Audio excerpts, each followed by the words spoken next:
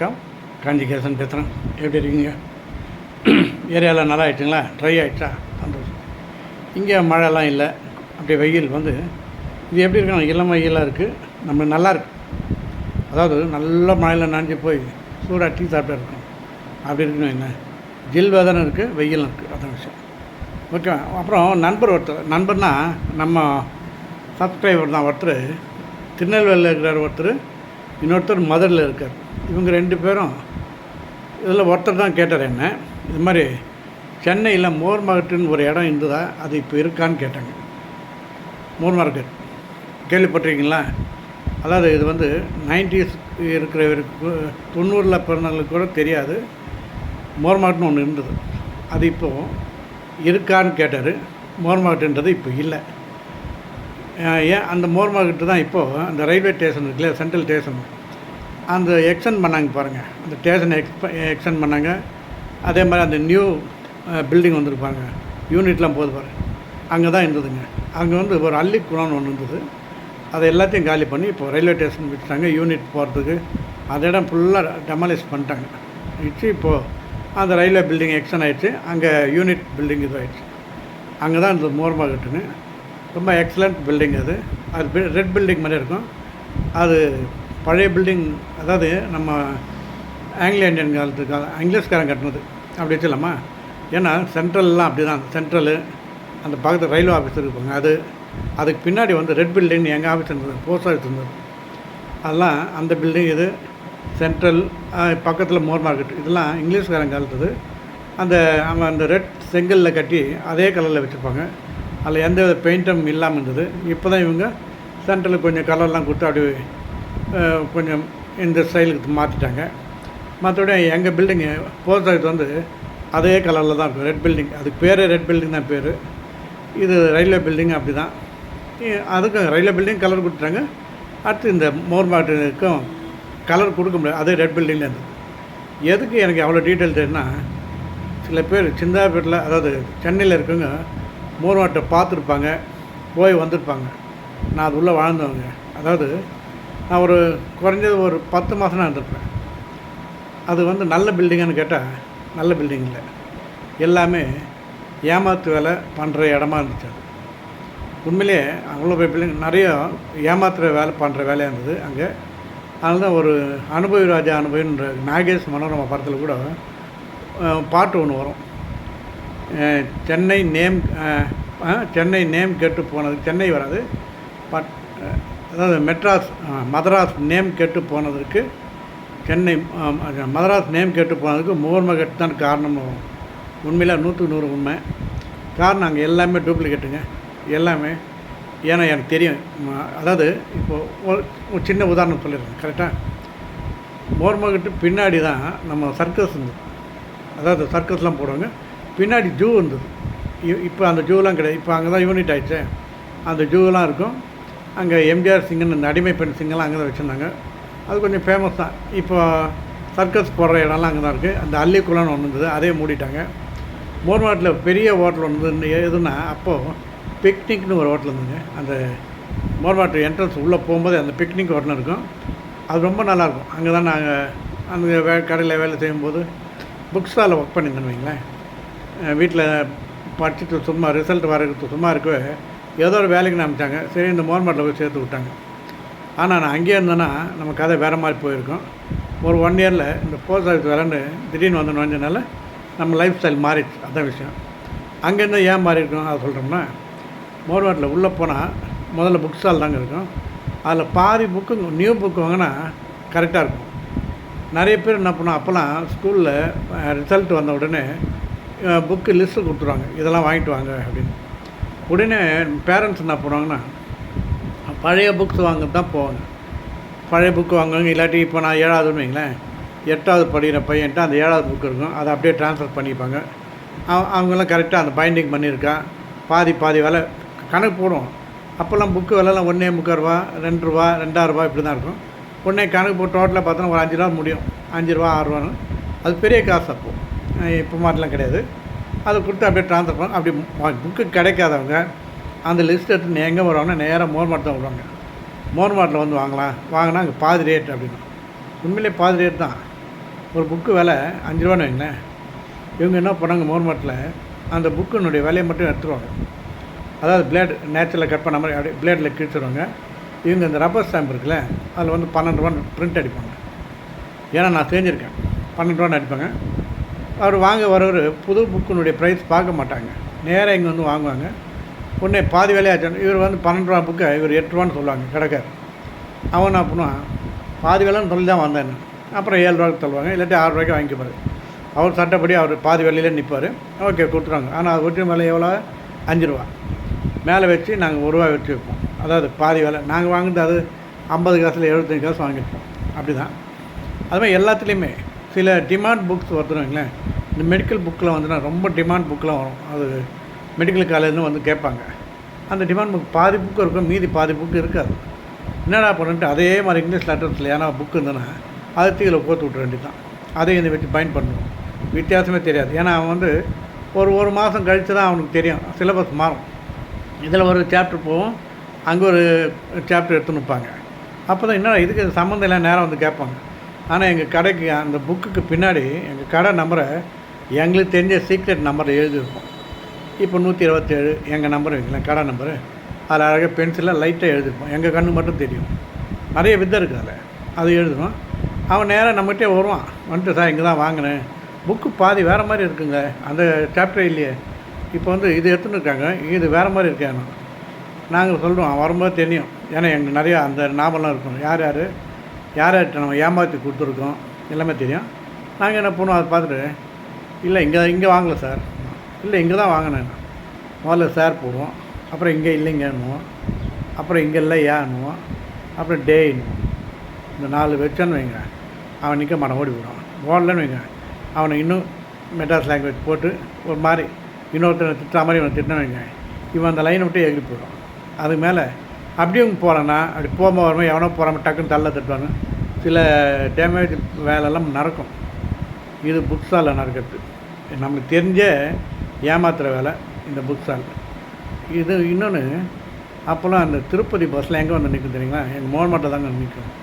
திருப்பதி பஸ்ஸில் நேராக வந்து சென்ட்ரல் அந்த மோர்மாட்டு அங்கே தான் நிற்கும்.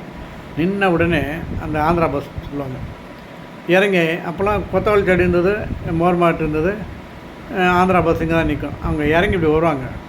வரும்போதே இந்த தள்ளு வட்டியில் காளிமார்க் அண்ட் பேண்டா தான் ஃபேமஸ். காளிமார்க் 2 தான் இருக்கும், காளிமார்க் பேண்டா, ஆமாம் 2 தான். அது கோல்ட் ஸ்பாட்னு ஒன்று இருக்குது, கரெக்ட் 3 பேர். லிம்கா அது கூட இருக்கும். அதை 4 பாட்டில் வச்சுட்டு அந்த ட்ரேவாக அடிக்கிருப்பான். அந்த ஓப்பனர் இருக்குல்ல, பாட்டில் ஓப்பனர், அதுக்கு டர்ன்னு அடிப்பான், கிளிங்கிலிங்கிலிங்கிலின்னு போடும். பட்டோடனே அவன் போகிறவன் ஆந்திரா சும்மா போவான், மொட்டை அடிச்சு போகிறான், சும்மா போகிறான், திரும்பி பார்ப்பான். பாபு 2 பாபு ஒயிட்டி பதிடும். அதாவது இவர் என்ன சொல்கிறான்னா, ஒரு சோடா 10 ரூபா, 1 10ன்னு சொல்லுவான்.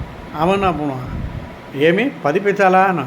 அவன் பாபு ஒயிட்டி பதி இன்னொரு, அதாவது பாட்டில் 1 10மா. உடனே அவர் வந்து அந்த தாகத்துக்கு 4 நாள் சாப்பிடுவாங்க ஆளுக்கு. அவன் பொண்டாட்டி பசங்க குட்டி எல்லாத்துக்கும் கொடுப்பார். குடிச்சிட்டு 20 பாட்டில் சாப்பிட்டு 2 ரூபா கொடுப்பார். கொடுத்தா இவன்லாம் என்ன 2 ரூபா தரேன், அவனு 10 பைசாலே 20க்கு நான் ஏனாங்க 1 ரூபா எவன்டா தரான் சொல்லி மேலே 20 ரூபா, அதாவது 20 ரூபா.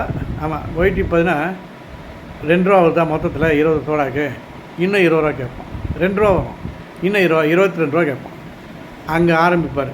அங்கே ஆரம்பித்து ஒரே சண்டை ஆரம்பிச்சோன்னே சண்டை போட்டால் ஒரு சீரியஸ் ஆகிடுச்சுன்னா அங்கே போலீஸ் வராங்க. அந்த போலீஸார்னா மோர்மாட் போலீஸ், செட்டிங் போலீஸ் தான் வருவாங்க. இது ஏன்னா எங்கே இருக்குன்னா நான் எல்லாம் கண்கூட பார்த்ததுனால தான் சொல்கிறேன். அங்கே செட்டிங் போலீஸ் வந்து அவனுக்கு ஆதரவாக பேசுகிற மாதிரி கடைக்கான திட்டு போயிடுவான். அவனும் சரி இன்னும் போயிடுவான். அப்புறம் இவங்களுக்குள்ளே அது லிங்க் ஆகிடும் அப்படின்னு. இது வந்து 7 மணி ஆனால் எர்லி மார்னிங் டெய்லியே பெரிய அண்டாவில் இந்த கலர் தண்ணி கலக்குவாங்க. நான் பார்த்துருக்கேன். கலக்கி எல்லா பாட்டில், ஆனால் நல்லா ஹார்ட் ஒர்க்கர் அங்கே ஒர்க் பண்ணுறவங்களாம் பாட்டிலெலாம் அவ்வளோ நீட்டாக க்ளீன் பண்ணுறாங்க. க்ளீனாக பளிச்சுன்னு ஆகிடும். அது என்ன போட்டு கழுவாங்க தெரியாது. உடனே இந்த கலர் ஒரு லைனாக ஒருத்தர் புனல் வச்சு ஊற்றிட்டே போவான். இன்னொருத்தவங்க சின்ன பவுட்ரு மாதிரி இருக்கும், அது வந்து இந்த கேஸ் பவுடர் மாதிரி. அதை ஒரு சிட்டிக்கு போடனே புஷ்ஷுன்னு வரும், அப்படியே கார் போட்டு டப்புன்னு தட்டுவான், ஓட்டிக்கும். அவ்வளோதான். இது வந்து அப்படியே ட்ரேவாக போகும். அங்கே மார்னிங் 7லேருந்து 8க்குள்ளே அந்த மேனுஃபேக்சரிங் ஒர்க் நடக்கும். எல்லா சோடா கடைக்கும் இதுதான் போவார். மோர்மாட்டில் மட்டும் எனக்கு தெரிஞ்சு நான் அப்போ தண்ணி கூட குடிக்க மாட்டேன், ஏன்னா எல்லாமே தெரிஞ்சு போச்சுன்னு. அதாச்சுங்களா. அப்புறம் நேராக என்ன போனால் நேராக துணி கடைக்கு போவோம். உள்ள எல்லாமே இருக்கும், மால் மாதிரி இருக்குன்னு வைங்களேன். துணி கடைக்கு போவோம். போனோன்னே கடைக்காரர் இவங்களை பார்த்தோன்னு ரொம்ப குஷியாகிடுவார். பாபு ரெண்டி பாபு சூப்பர் கிளாத் இது ஆகணும். இவன் நேராக போய்ட்டு எந்தன்னுவான். அவர் அப்போத்தி கதையெல்லாம் 10 ரூபா மீட்ரு 15 ரூபா மீட்ரு அப்படி தான். ஒன்று இது போட்டால் இது என்டி ராமாராவ் போட்டார், நாகேஸ்வராவ் போட்டார், சிரஞ்சீவி போட்டாருன்னு எந்தெந்த லாங்குவேஜ் வரானோ அந்தந்த ஆக்டர் வச்சு போயிடுறான். கர்நாடகா வந்தோன்னா ராஜ்குமார் போட்டாருன்னுவான். நம்ம தமிழ்நாடு போனோம்னா எம்ஜிஆர் சிவாஜினா இதுதான் போட்டாங்க, வசந்த மலையில் போட்டாங்க, நம்ம நாட்டில் போட்டாங்க அப்படின்னு சொல்லி ஏமாந்தோம். ரைட் நீ வாங்க கிழிப்பாங்க, தைப்பாங்க. தச்சு அவன் வீட்டுக்கு எடுத்து போனால் அது ரப்பர் ஷீட் மாதிரி இருக்கும் அந்த துணி. இது ஒன்றுமே நல்லா இருக்கணும். டைலர்கிட்ட போனால் நம்மகிட்ட கொடுத்துருவாங்க தைக்காதீங்கன்னு. ஏன்னா தைச்சி நான் தையல்லாம் போட்டிங்கன்னா அப்படி பிரிச்சுன்னு வந்துடும். அவன் என்ன பண்ணுவான் கிடக்கிறேன் சும்மா ஒரு கொஞ்சம் முனையை மட்டும் கட் பண்ணி மெழுகு அதாவது நெருப்பில் கொளுத்திக்காமா அது அப்படியே மெழுகு மட்டும் டொக்குன்னு விழும்.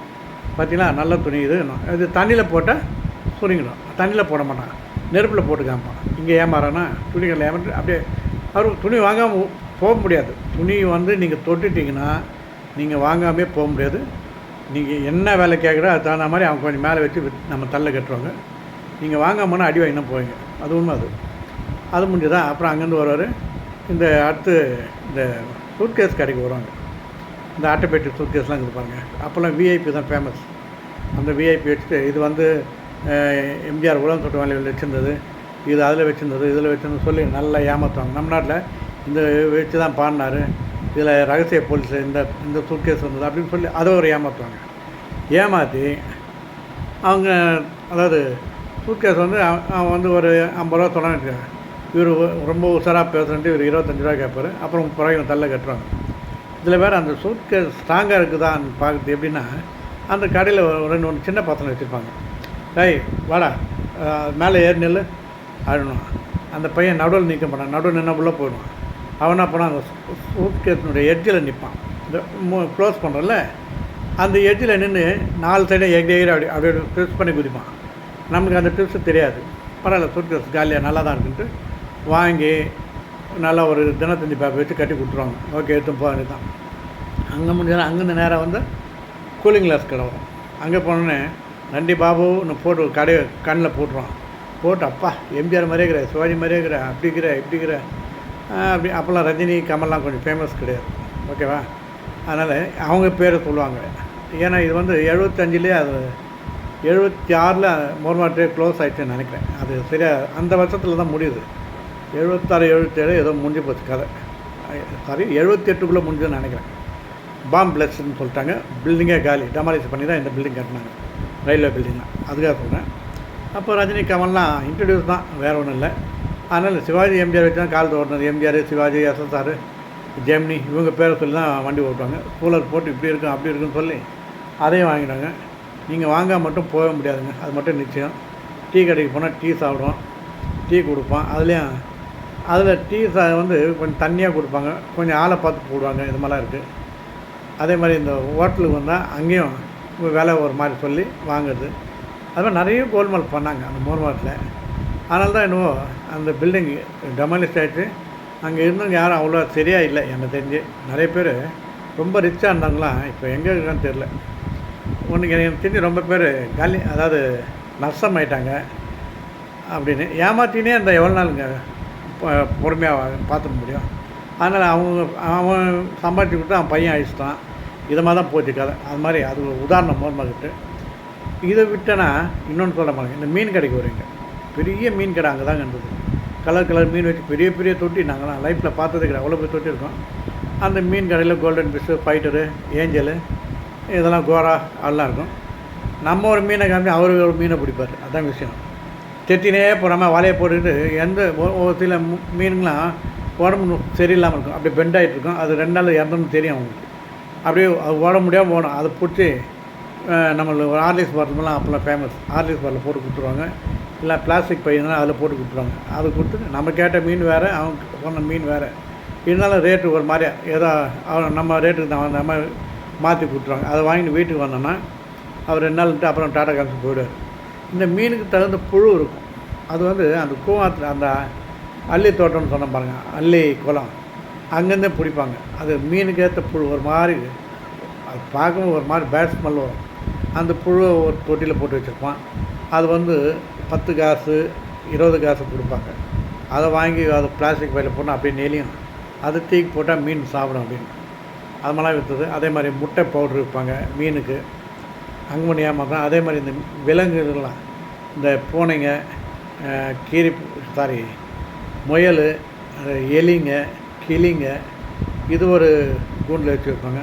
அதுவும் அதே கேஸ் தான். எதுவுமே ஏமாற்றம் நிறைய மட்டும் இருந்தாலே அப்படி தான். இந்த பெல்ட்டு வாங்கினாலும் எதுவுமே வாங்குவேன். எனக்கு தெரிஞ்சுங்க, தாகத்துக்கு கூட தண்ணி குடிக்கூடாது. நான் இருக்கும்போது சொல்லுவேன், மொரமாட்டு சைடு போறியா, தாகத்துக்கு கூட தண்ணி குடிக்கிறேன். அவெல்லாம் கோல்மால் தான் இருக்கும். ஏன்னா அங்கேருந்து ஒரே ஹோட்டலு பிக்னிக், அது நல்லாயிருக்கும், உண்மையிலே நல்லாயிருக்கும். மற்றபடி வேறு ஒன்றும் சொல்கிற மாதிரி இல்லை. பக்கத்தில் சென்ட்ரல் ஸ்டேஷனு அப்படின்னு அங்கே ஒரு மசூதி கூட இருந்தது, அதையும் எல்லாத்தையும் வச்சுட்டாங்க. அது மாதிரி மோர்மாட்டை பற்றி ஒருத்தர் ஃப்ரெண்டு கேட்டார், அங்கே தான் சொன்னார். அதே நாங்கள் இருந்தது சிந்தாதிப்பேட்டில் இருந்தோம். எங்களுக்கு அங்கேருந்து மிஞ்சி போனால் 20 மினிட்ஸ் ஆகுங்க. சிந்தாதிப்பேட்டுன்றது எங்கன்னா அந்த ரயில்வே கேட் இருக்கு இல்லையா, இந்த மோர்மாட்டை எடுத்த மாதிரி சென்ட்ரல் அது ரயில்வே கேட் இருக்கும். அங்கேருந்து ஸ்ட்ரெயிட்டாக போனால் ஐயாமலை தெரு தான். சிந்தாதிப்பேட்டிலே ஐயாமலை தெரு தான் பெரிய தெரு, லாங் ஸ்ட்ரீட். மீதி எந்த தெருவும் கிடையாதுங்க. எங்களது ஐயாமலை தெரு. இங்கே கேட்லேருந்து அந்த எண்டில் தான் எங்கள் வீடு. நடுவில் சிந்தாபேட் மார்க்கெட் வரும், ரொம்ப ஃபேமஸ். அதில் இல்லாத காய்கறி கிடைக்காது, மீன் கடையை அடிச்சிக்க முடியாதுங்க. இன்றைக்கி இன்னும் பிரபலம் ஆகிடுச்சு. மீன் கடை ஏகப்பட்ட பில்டிங் ஆகிடுச்சு, நல்லாயிருக்கு அப்படின்னு. அதே மாதிரி சிந்தாபேட்டில் 2 ஹோட்டல் தாங்க ஃபேமஸ். நாங்கள் இருக்கும்போது முரளிஸ் ஹோட்டல் ஒன்று இருந்தது, இந்த சைடில் தேவி கேப்னு ஒன்று இருந்தது, நம்ம கூவாத்து ஹோட்டலில். இது 2 தான். அதுக்கப்புறம் குட்டி குட்டியாக கடைங்க வந்தது. மற்றபடி அதெல்லாம் ஒன்றும் ஒரு மாதிரி சின்ன ஹோட்டல் இருந்தது. இது தேவி முரளிஸ்ன்றது பெரிய ஹோட்டல். அப்போல்லாம் இட்லி தோசைலாம் அங்கே தான் ஃபேமஸ். அதே மாதிரி அருணாச்சல நாயகன் ஸ்ட்ரீட்னு ஒன்று இருந்ததுங்க.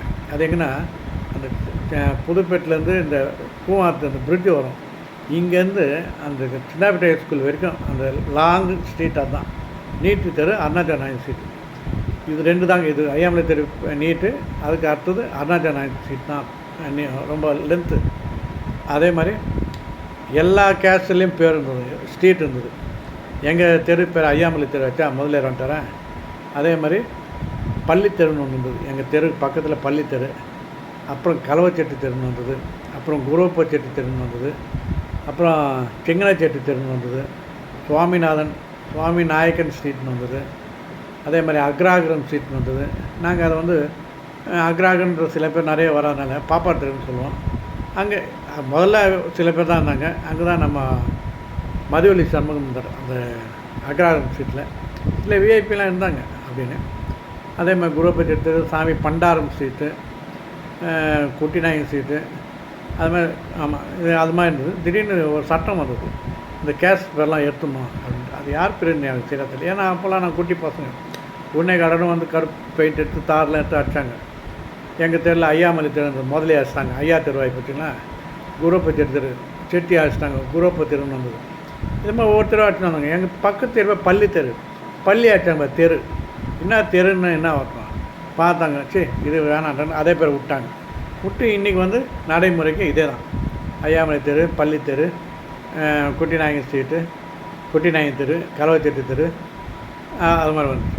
அதனால் தெரு பேரில் எங்கள் இதில். அதே மாதிரி சென்னைன்னு இப்போ மாற்றினாங்க. அது முன்னே மெட்ராஸ் அப்படின்னு, மெட்ராஸ் தான் சொல்லுவாங்க. எல்லாம் மெட்ராஸ் போய் வரேன்.